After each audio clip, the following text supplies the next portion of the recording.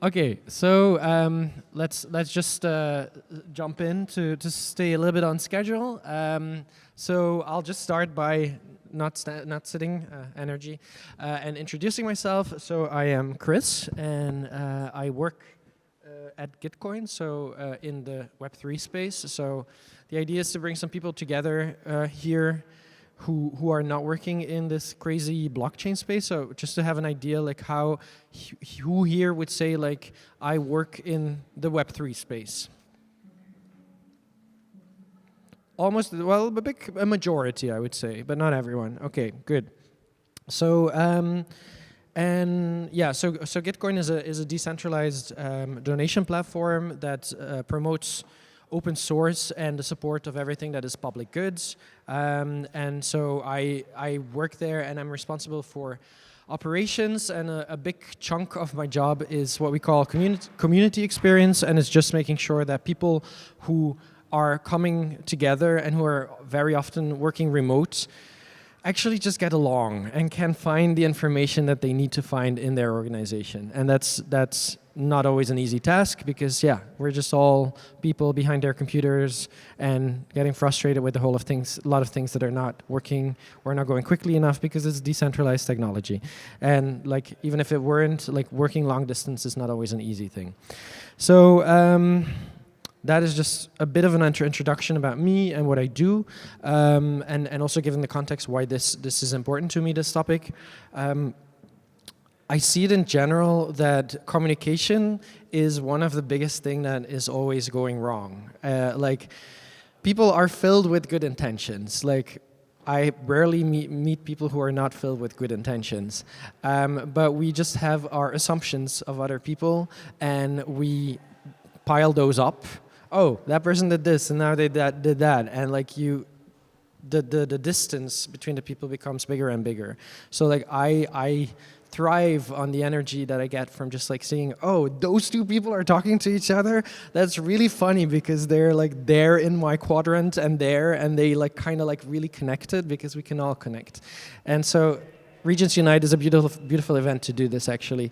And so the topic of today, it's a bit of a clickbaity title, like tackling the hypocrisy of the Regens movement and of the Web3 movement. Like, you know, the people who are working on the ground and who are working with, I don't know, with underprivileged communities, or who are getting some shit done in wherever.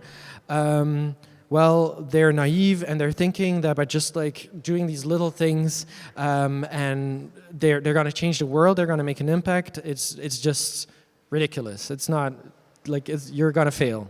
And then those Web3 people who are there with their polluting blockchain technology and are just like sitting behind their laptops and doing fancy conferences and being super wasteful and flying to the other side of the world the entire time and saying that they're all awesome and that they have all the solutions, and with blockchain we're going to change the world and everything as of now is going to be better. Well, they are naive, and they don't know how systems work. They haven't worked in organizations. They're young, they're all men, and they're just like full of shit, you know. And none of those two statements are true in my opinion, but like it's just like a conversation starter. And yeah, so I want to get to a bit deeper in this, and just like this is an open panel. So how should we do this? Either, yeah, I like always the fishbowl concept. So there's 1, 2, 3, 4, 5 seats, and let's maybe go for the idea. No, and even not. We're not such a big group. I would say anyone who wants the mic and he has thoughts, well, just ask for it. It's not the goal that I am talking. I have nothing to say. I want to just like listen here, and it's funny when I'm just talking and saying that I have nothing to say. But so let's start with a question then. When you are arriving here in this space and you see some people that are working in an entirely different side of the ecosystem, or in a different ecosystem altogether, what are you noticing? Do you feel that you're surrounded with like kindred spirits who are working on similar things, or are you like, I have some trouble with some things I've seen here. And with here, I also mean like, I don't know, I've been to a blockchain event or I've read this article. Like whatever, like let's just get this conversation started. When you hear about this topic, what comes to mind? And then we'll just flow from there. Any thoughts? How hypocritical are they, the others? Any thoughts?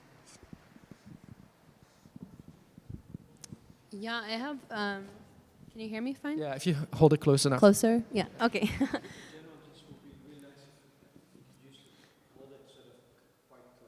Yeah. Okay. Sounds good. Well, it goes back to one of the things one of the books I've been reading lately. So I've been reading the book 101 Essays That Will Change the Way You Think. And one of the essays really made a profound impact in terms of a lot of interactions I've been having in the blockchain Web3 climate space over the last year, where they basically describe, and it goes back to human nature, that being pessimistic is really fashionable.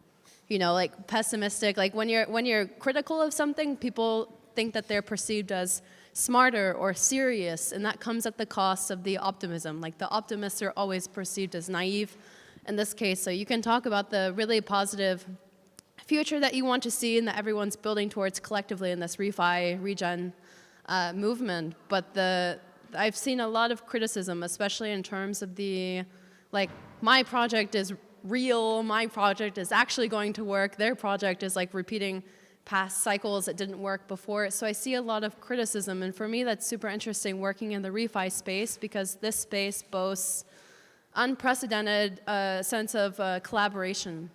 But yeah, I feel like so many things in this space are competing against each other and also in some cases critiquing one another. Like for me, one of the big questions I have about the refi space is this existence of this carbon marketplace. You know, the traditional carbon marketplace that most of the world uses now, we all agree that it's broken and that it's not working.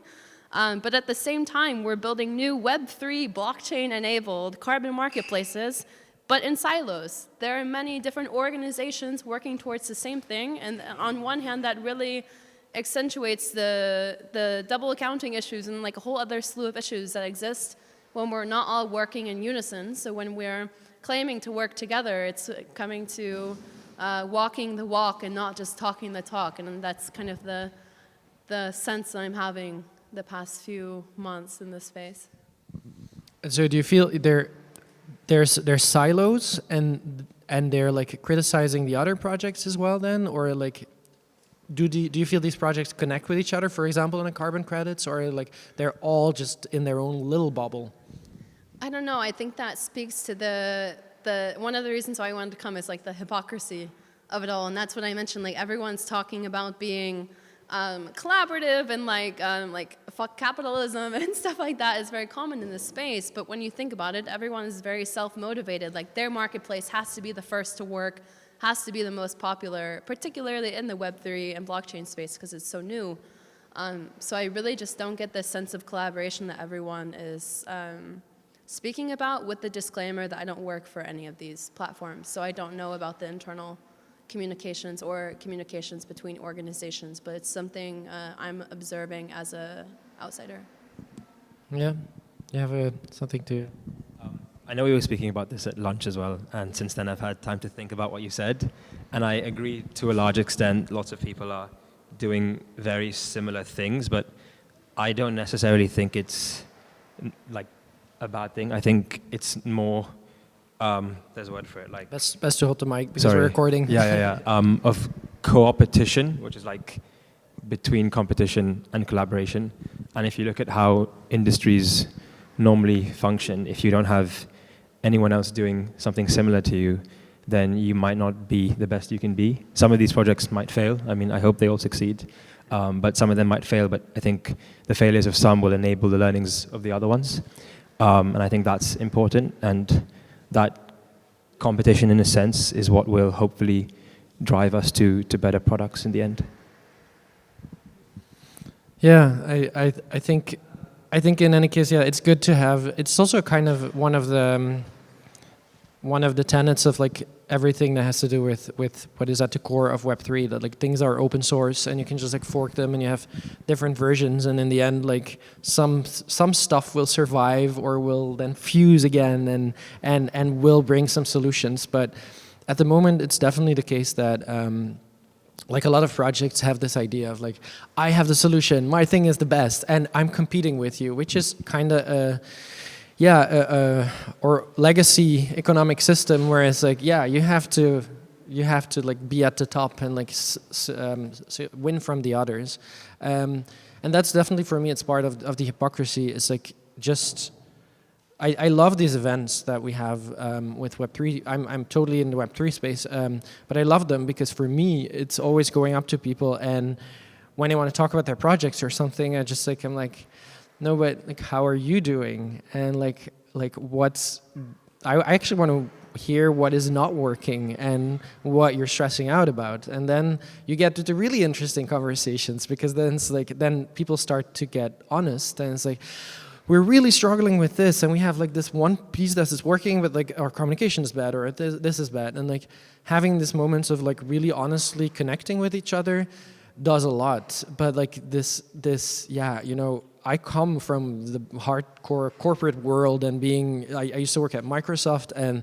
then I was like at these network events that we were flown out to half across the world, and you're standing on some lawn drinking a cocktail, and you have to talk about like some crappy product that you actually don't believe in. So that's like my background, and then I hear all these people telling everyone around them how awesome they are and how big their team is.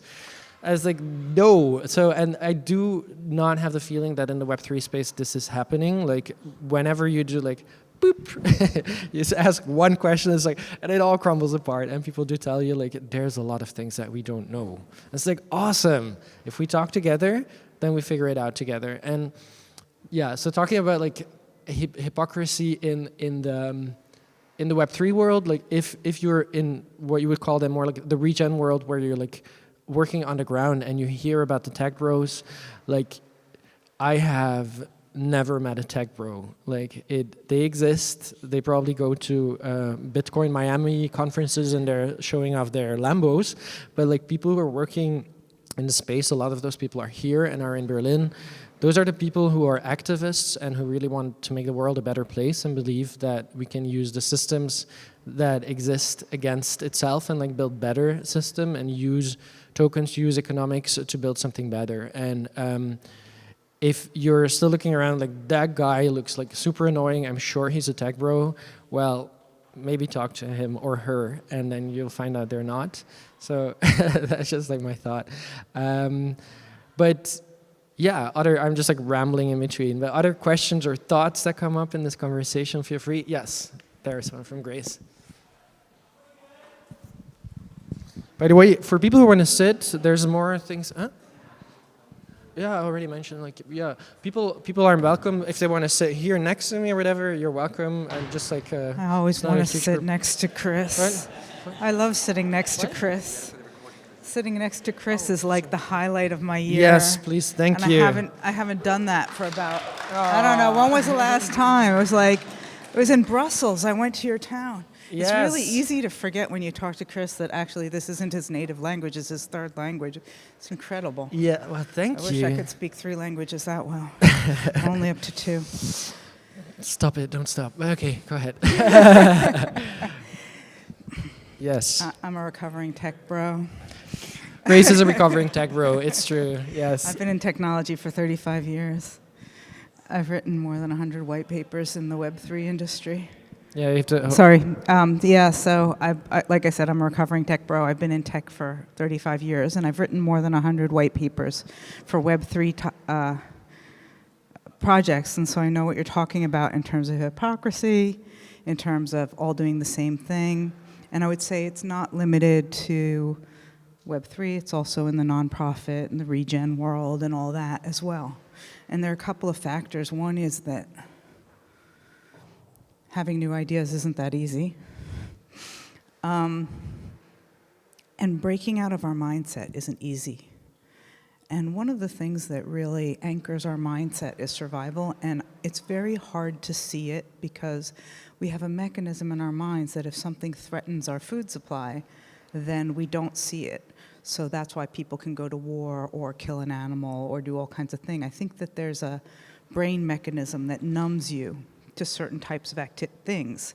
And I think that a lot of what's been going on in the Web3 industry is that particular part of your brain gets triggered if you're holding, let's say, a certain amount of Bitcoin. The idea that that Bitcoin might go down or that Bitcoin might not be the one coin to rule them all, it can't be thought by your brain because of that mechanism that gets triggered automatically when something threatens your food supply. And so it's not just hypocrisy. There's something very deep in our psychology and our biology that is triggering us. And if you're in a nonprofit and you're trying to regenerate a rainforest, and somebody else is trying to regenerate another rainforest, and you're both applying for money to the Rainforest Foundation or whatever is giving you money, there's something in your brain that doesn't see that that's competition, that doesn't see that that's counterproductive, that doesn't see that, oh, wait a second, their rainforest is actually more meters per dollar or whatever it is. And so we end up with this weird thing that we're always competing and being, better than thou, except for nobody's better than Kris. It's worth every face you make, man. And so I think that there's something very deep in our humanity that we need to hold each other's hands and tell each other, hey, dude, that feels a little bit like you've been swayed. Can we work together? And giving up things. I think a few months ago, I asked some people to co-found my company with me, and I'd been working alone. It's kind of the first time in my life that I did that. I just did like my Priceless Dow thing alone, and I got COVID, and I couldn't continue because I didn't have like a partner to it stopped the whole project. And I thought, what the heck am I doing it alone? And it really was like, well, my ideas are better than everybody else's ideas. This is your turn to say that mine are. They are, and that's true. and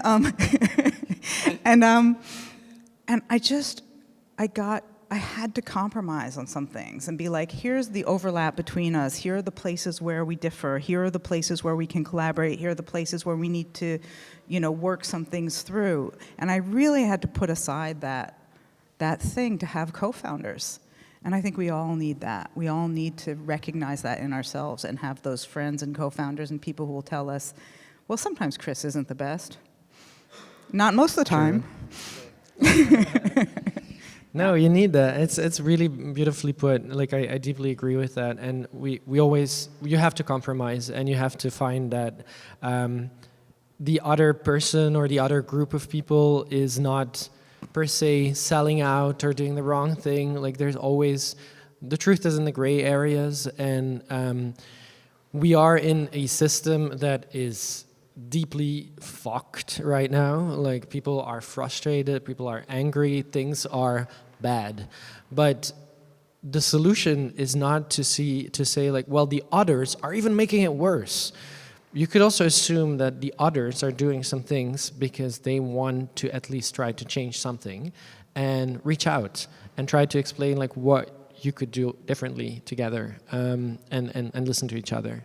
But that's not always easy. So yeah, so there's 2 more seats, so like feel free to join. We're gonna do this because they're filming, that's why we need to do it this way. Plus you'd get to sit next to Kris. Yes, it's awesome. So and next to Grace, which is even more awesome. You would not get to sit next to me. I can move. But yeah, so what does this bring up for you? Does it resonate, or are you like, well, this is difficult. This is just not working. Why is it not working? Or what else? Yay. Yeah, so I guess the question I have is in terms of countering the narrative of that kind of hypocrisy. This is my first blockchain event this week. This is not a blockchain event, so it's perfect. Yeah, well, this I had to whole say this. space. Okay, and I came in with like open curiosity, but fully expecting to just kind of enjoy people watching because I thought I was just going to see a bunch of Miami crypto bros like trying to sell me their like shitty flip-flop coin. And instead, I've just consistently met like brilliant, kind, interesting people who just like, without any judgment at all, like welcome or willing to talk, bring everything in. And I had no idea that that was what really was going on in this space. I feel like everything you hear, everything you read is like completely different. Yeah, so just kind of like how to counter that narrative and like show what's actually going on, which I think is really cool. There's a lot of collective community here. Awesome. It's great that you're having this experience. I'm happy about that. And so, yeah, go ahead, join us. Come join us here. Oh, sorry. Hi. Yeah, my name is Roman. Hi, I really Roman. like this conversation because you're looking at it like pointing fingers. It's a hypocrisy, but also at the same time, like, well, we're all human, and this is a really vulnerable space, right? From what Grace, your name is Grace, right? Ah. Yeah, Grace, right? Yeah, Grace. She made something. Yeah, she shared something very profound, and really touched me. That is, there is something biological about us, right? And I see this happen a lot. Like, I come from the automotive industry, and in the very beginning, when the cars happened, right, the first cars came out, they looked like horse carriages. They didn't have to look like horse carriages, but they looked like horse carriages, right? Like horse carriages, right? They had a place for the horse to be connected and all that. They had that pointy front and all those things, right? If you fast forward to today, with the EVs, electric vehicles and all that, the first charging stations that were built looked like gas pumps. They don't have to, right? And it goes to many, many things. Like even the calculator app you have on your iPhone looks like a calculator when it doesn't have to look like a calculator, right? So there's this thing called skeuomorphs, right? And that's also because of the human brain condition. We are an associative machine. We learn best by referencing one thing and learning something else, just like languages and everything else, right? That's why kids can learn languages faster, because they don't have a reference, right? So what's happening with Web 3.0, and I'm just building up on what Grace just said, is that we are dealing with something like, this is like the internet in 1985. If you explain it to people then, they won't get it. They're not going to get it. I mean, the same way if you explain blockchain to people now, they're like, no, they don't want to listen to you. So there is this thing about structures, and Web 3.0 is even bigger than the internet. It's huge because it's disrupting how we see money, economies, governments, governance, and all those things, right? And then you have people coming in, venture capitalists, want to throw money at it, like we are still thinking in our existing structures to build this paradigm-shifting new structure. And I think we also need to be a little bit more forgiving, to people. And I've also started off thinking a little bit like, this is not right, we should not be doing this way. But again, people are all humans. And we are all going to do this in a way which is, kind of limited by our associative machine. And that's why talks like this help, right? So you sort of break these barriers and open the minds to a new way of thinking. Yeah, so I'll end with this. So what we are trying to do is build a Web 3.0 platform without the blockchain and without tokens. And if you ask me, why would that be Web 3.0? I mean, I would argue there is a lot of things technology needs to solve in Web 3.0 outside of the tokens and blockchain. And then tokens and blockchain just seems to distract us. So we've made it a point not to look at it. And that's been done very well, right? So that's also something that I would like to share. But great conversation. Let's take it back to hypocrisy. Thank you. Great thoughts. Yeah, I guess I found myself on this panel, so I'm going to reference the two previous points that were mentioned. So to your point about how Web3 is applied across so many verticals, I think we need to think of it, as you said, as a way to essentially disrupt our socioeconomic systems. And like you said, this crosses across government, finance, the impact sector, regeneration, and to your point, that's why this wasn't what you expected a conference to be. And even I was thinking this probably is my favorite crypto-related event, that I've been to date, but it's also the least stereotypically crypto-related crypto conference that I've come across for sure. But I love it all. I love the plants and the vegan food and everything. But I think that just reflects how powerful the tool we're working with can be, and how you will naturally have these tribes, and you can call them cults because everyone else does, who form within the space, and they're all passionate about what they're working on, and they're just using this as a tools to a means to an end, because essentially this can hopefully improve the systems we're working with. But those systems can be in fintech and Miami Bros and crypto bros on one side to refi and regeneration on the other. Yeah, great. Thanks. Yeah, it makes me think of how I often see it, like both with like people I know and also just gotta bring this awful thing, you know, like NFTs. Like you see often, like I sometimes like just get lost on Twitter, and then I see like these endless discussions about the artists, how they think about how evil NFTs are. And there was actually at the previous Regens Unite, Joanny Mercier, I don't know how you pronounce his name, he did like a long rant on how evil Ethereum was, and that apart from the polluting side of it and like with a lot of data, like how extremely polluting it was, and that it was horrible and we were just killing the world faster. That was the only use of anything that was blockchain. And then he also added a whole lot of other things that were just like factually untrue. And it made me so angry, because I was like, this is a lot of people who come into contact with what blockchain can be for the world, and they're just like disgusted because they see one little aspect and they hear one part of the story. So NFTs is one of those, but the same is the thing that like, but it's tokens, so it's money. And money is evil, and we're gonna like, the economic system is why we like, you know, why everything is so fucked up. I was like, yes, but like, can we maybe think a little bit further and talk to each other, and then we can maybe explain you, dear Regen people, that this money thing that you're so averse against is actually how the world is currently running. And you can actually transform it. It is a system that is broken, but you can evolve systems. You don't have to just like throw everything away.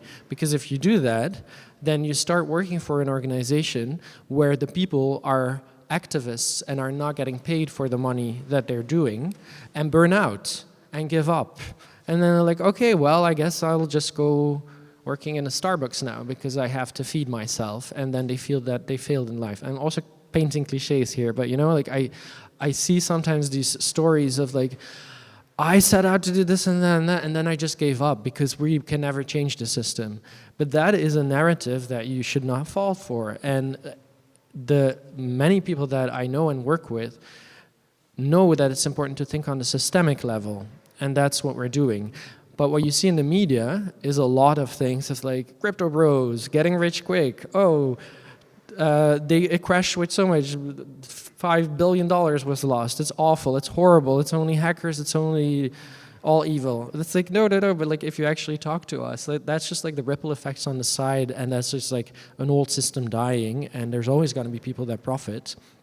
But if you actually meet the people who are like activists, and you bring all these activists together, wow, well, you can do magic. And I think we need all the activists. And if you're not a technical person, and if you're not into money, great. Neither am I. We just need to bring those people together. So a little rant. I think you wanted to add something, Ella. Join us. You know, every generation creates its own Ponzi scheme. Yeah, definitely. And we get the best out. I just would like to add some diversity, because I'm the black sheep here and I have nothing to do with Web3. So that means it's scary sitting here, my heart is beating. Thank you. But yeah, I have everything to do with regeneration. And yeah, I think what I want to share is when we speak about like wanting systems change and like wanting to change the world, there's a lot of focus on the mind and having ideas as to how to do that, and the idea that it requires doing something. And that for me is a kind of like way in which these old, outdated systems that are internalized within us express themselves, because there's so much focus on mind and doing and less focus on embodying regeneration. And so that for me is a blind spot with the whole like regen movement. I don't know about Web3 and regenerative finance, but I get the sense that it's a lot of people with wonderful ideas, but like where our creativity comes from, where our impulses come from, our actions, is an expression of who we are, our being. And so if we're not actively working to like dismantle these like oppressive systems that live within me and you and all of us, then, you know, our actions are going to just be a continuation of that in subtle ways or not so subtle ways. And yeah, thank you. Can I add one last thing? Sure. So, just to share something in that line. About a year ago, I went to Oaxaca, and I was in Oaxaca with these tribes, the Queen, and these tribes that were doing psychedelics. They were carrying that wisdom for over generations, right? And I'm here with this Web 3.0 tokens in a way to like distribute power to them and decentralized movement and everything. And they're looking at me and they're trying to understand that they can get the A to Z of it, right? And then I realized this whole idea of decentralization, this whole idea of autonomy and everything is something they've been practicing for millennia, right? They don't have, I looked around, there's no police there. There's no, I mean, it's an autonomous region. They've been doing this for such a long time. And there's so much we can learn from them. And it starts with what you just said, by embodying it, you know, by becoming it. Yeah, totally. Yeah, and it's, I think, I just wanted to add also a little extra thing to it. I've witnessed the organization of this very event, and I've witnessed the organization of the previous Regions Unite, and I've witnessed the organization of endless Web3 events, and also like, yeah, helped with those. And there's a lot of like burnout, and that's definitely something that is shared, because people they're not living here. They're just living in their head.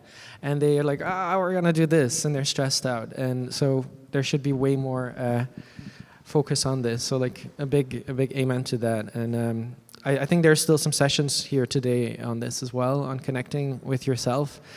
But honestly, that's just me preaching. But I believe like if we like join forces, all of us, all humans, if you have less extractive systems, building less extractive systems will help with changing that mindset, because then you can actually be like, okay, but I don't have this constant anxiety of the system that is trying to actually, get everything out of me. But I'm just like, I am safe, I am fed, I am whole, I'm feeling good, and I can actually be the best version of myself that I want to be. And that is something that I hope it can be like a movement in two directions. It's like that we all take care of each other, but that we also build systems that don't constantly try to, extract everything that we try to do. Anyway, go ahead. Yes, hi everyone. Just recently I heard the word activists a lot, and I felt that this is my key word. Yes, so I'm with Extinction Rebellion, and just right now, as we are sitting here, Extinction Rebellion Germany is building up a camp near the main station, and we're gonna do some civil disobedient actions tomorrow and Monday and Tuesday. And I think it's next to building the newer systems, also important to shake up the old system and to say clearly, stop, this cannot go on, and yes, wake people up. And so we've been talking about Web3 a lot, and I'm a software developer. I was looking a little bit into it, but I don't feel really like I understand it. And my question would be, so we need to cut emissions, and we need to cut them fast, and we need to cut the destruction of biodiversity, and we need to do it fast. And so how was the theory of change? How does all these DAOs help quickly? And for what I see, there's a lot of carbon markets, but I been doing some research in carbon markets, and they have a lot of weaknesses and flaws, and I, until now, don't see that those flaws are addressed. That's just my superficial view. Yeah, well, I can give a brief answer. I also think I'm almost at time, but I don't know. Someone will have to flag me. But otherwise, we keep talking. One short answer for me on like what is the story there? How are you gonna get there? Yeah, I think it's the systems like the carbon markets, etc., and all these systems that we're building are for sure still very much flawed. But I think it's more the realization of that the power structures that currently exist will continue until the entire planet dies, because they're only serving their self-interest and they have their own little corner. And so that is not going to work this way. So it's going to the core and like trying to replace the current economic systems, because a lot is driven in our world by the economy, replacing them by another system. And so it's just putting something else under there. And that is a very slow, almost invisible process that you can contribute to. And it will take years for everything to become really visible. But I believe that with any system, you have to go deep enough. And otherwise, it's just like scratching the surface and doing some things that are awesome. But a lot of what I think in the Ethereum blockchain world is happening is like going on a systemic level and being like, oh, we're going to replace this little piece, and it might have a ripple effect. That would be my answer, if that helps. Barry, go ahead. Hi, Thomas. Yeah, and basically it was a cue when he said we need to do something quick and fast, and I've seen yesterday also those kind of carbon markets kind of presentations, and I'm interested in doing something against climate change for quite some time now. We also have a project on Gitcoin, so quick shout out for 7 Energy. But I think, and we had a discussion yesterday regarding carbon markets. I think they might eventually get there where they help something, but this is not a quick way, and there will be a lot of scams, and there will be kind of, you're buying that forest which was not cut down eventually, and all these kind of stuff. So I've been working in industry for quite a long time, and then basically I was always responsible for optimizing processes, being quick, becoming faster, being less costly in what you're doing. So excuse my mindset. So it's like, for me, it's like, how do I get somewhere quick? And carbon markets is something which I believe is a completely false direction to get somewhere quick. Because actually what we all need to do is install solar panels on our rooftops, fly less, drive less, use a bicycle, and so on and so forth. So basically, we have just, if we are, and also I'm a technical person, so I will not return to agriculture for, even if I have a farm. So I will not become a farmer.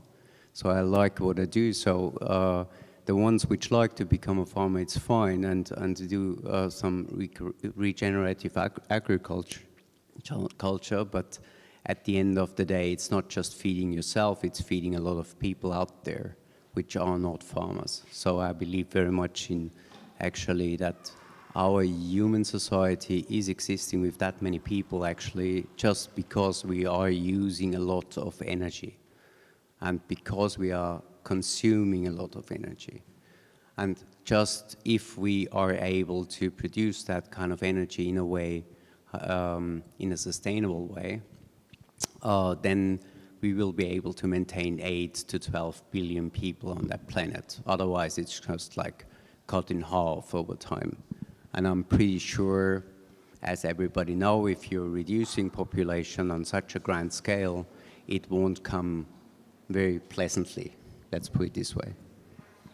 And do you think, like, because the things you mentioned about, like, yeah, we need to fly less, we need to do this, and like, it needs to go faster.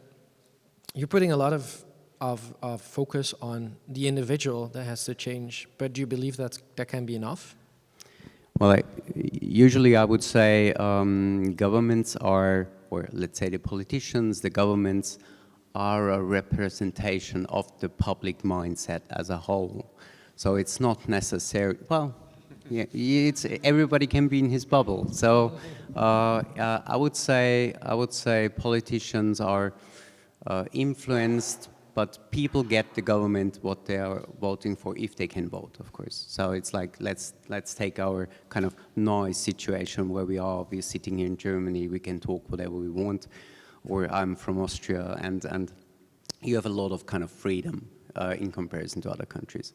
And so in a way, of course, governments are shaping everything, but I also consider, in the meantime, I had a different opinion, but in the meantime I consider the government in a particular country is some sort of a representation of that population. And therefore I rather would kind of vouch for kind of try to change the mindset of the public on a grand scale to get the politicians you need to change something on large scale. So rather in this direction. Yeah, great. And I think it's definitely an important aspect. But I definitely have some other thoughts on, like, I don't think even in our privileged European setting, I don't think governments really represent people. I think governments are very much influenced, like anything, by just the economic flows that happen on a global scale. And these economic flows are not just like a few people who are evil. It is just a system that is completely focused on bringing as much money to shareholders as possible. So get money out of the system, get money to just a few individuals, and the more they get, the richer they get. And it's like this very extractive system. That's the way I see it.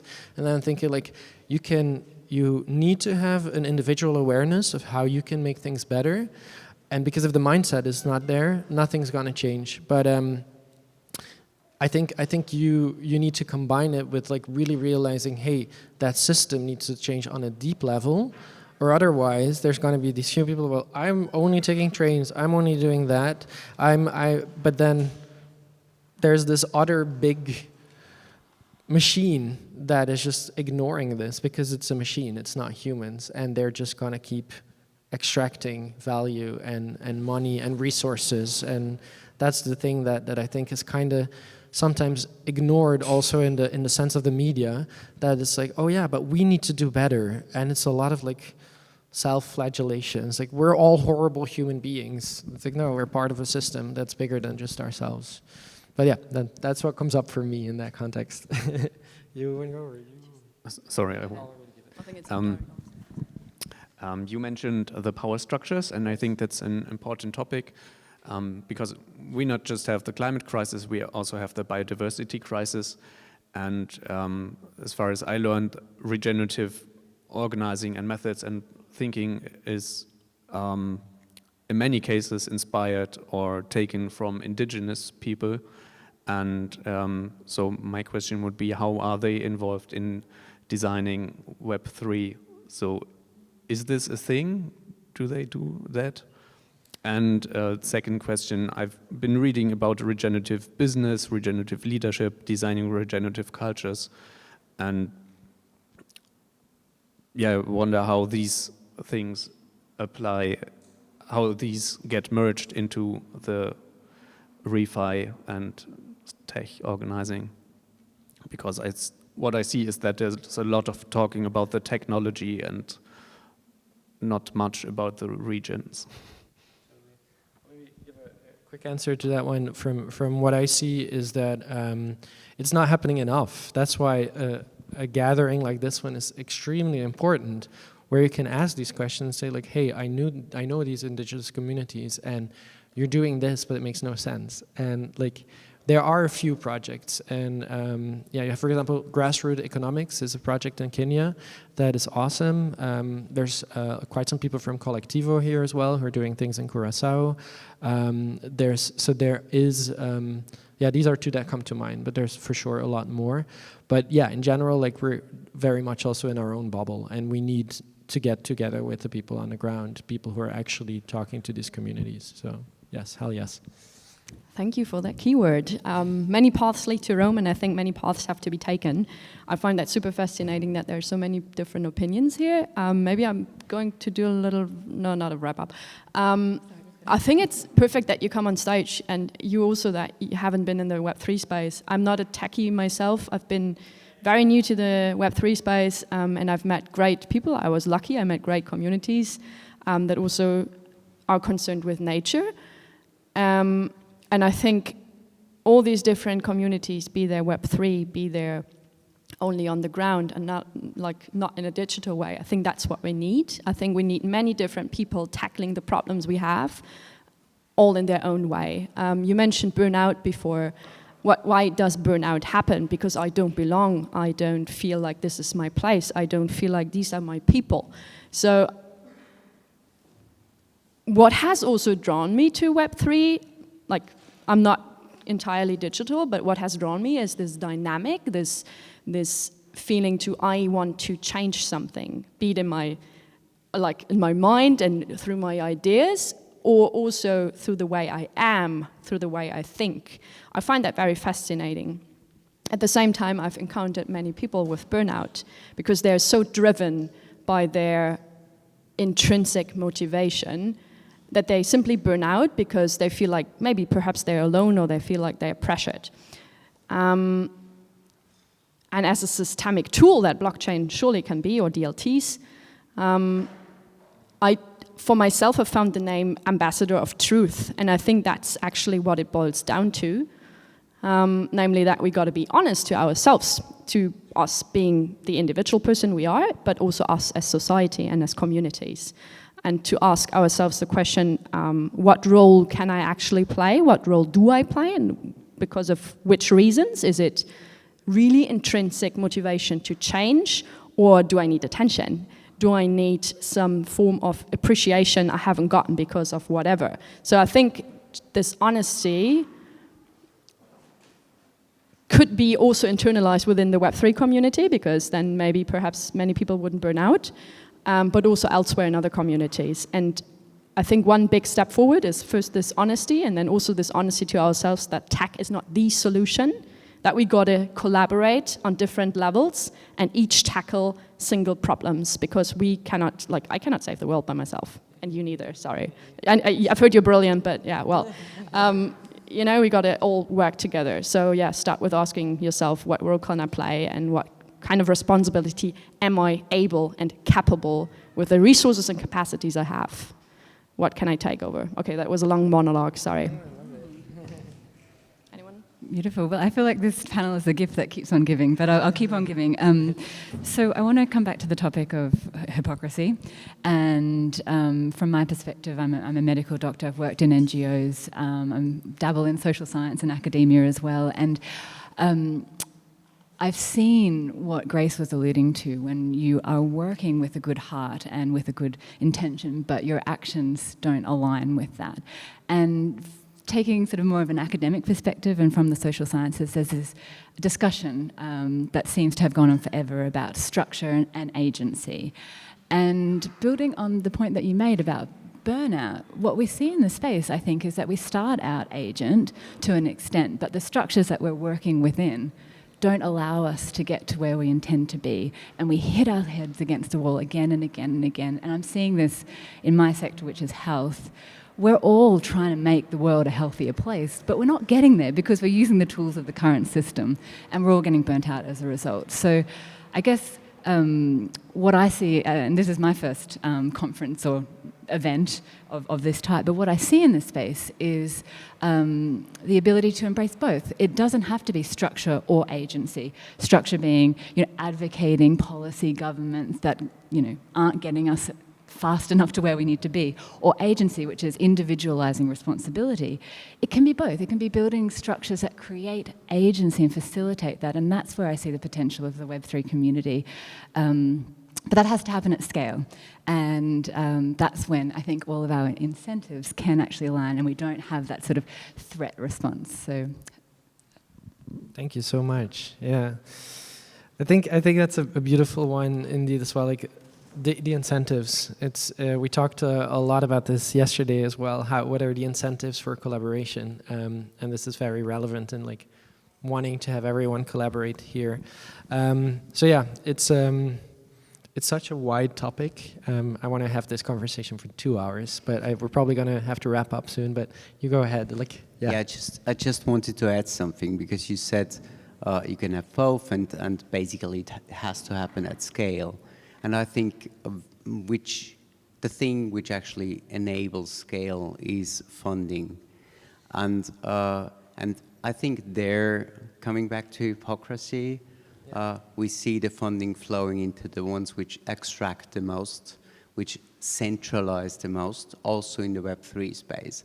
So I think we have to be very careful what kind of platforms we're embracing, because the ones with most of the money often have lots of VC capital, and you can't kind of convince a VC by saying, oh, I'm giving everything to the public, you're not making as much money, but you can feel good about it that you did something nice to all those people out there. So basically, I think this is the real hypocrisy in Web3, claiming to be decentralized, claiming to be non-extractive, and basically doing absolutely the opposite.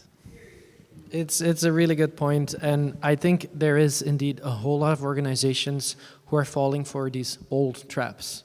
And we talked about it yesterday in at the Regenerate conference quite a bit as well.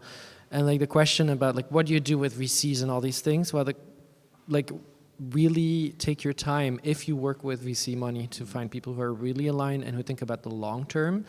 But you cannot be naive about the fact that we currently live in a system where people just will still think about their own self-interest and try to extract as much money as possible. And that it's a thing, Grace brought this up as well, I think, we're just like trained to think like this. You have to get as much money for you, and even if it's not for you, it's maybe for your family and your close ones and or the next generation. But it's not sustainable. So, but the great thing, what I see in the Web3 space is that there are a lot of organizations that, because they're building on looking at the systemic level, that are like, how can we build things in a way that we're still tapping into the fact that we're all just like animals who want to have like this food for ourselves and things for ourselves, but we kind of like trick these silly human beings in, well, we're going to give you something, and in 5 years from now you might get something out of it, like just like putting the carrot a little bit further and like using the current systems to trick people into thinking long term. And like, yeah, this is going to lead me way too far, but like we can definitely talk about it more. I've discovered quite some projects who do not have a lot of funding.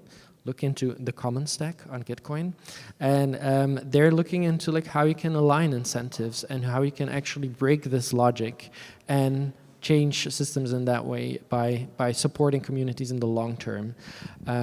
But with that, I think we're at time.